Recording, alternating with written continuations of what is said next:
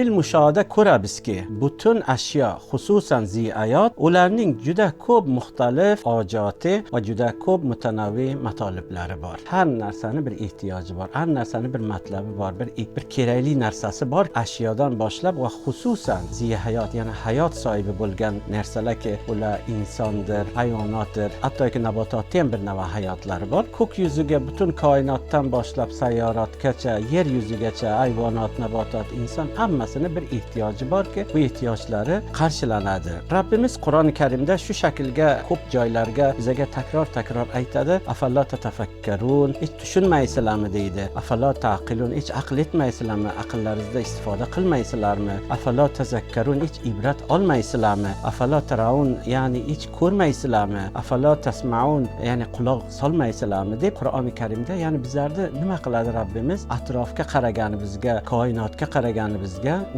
o'rdagi yaratgan narsalariga qarab ibrat olmog'imizga, ulardan Allohning oyatlari bo'lganini bilib, undan dars chiqarmog'imizga bizlarni tashviq etadi.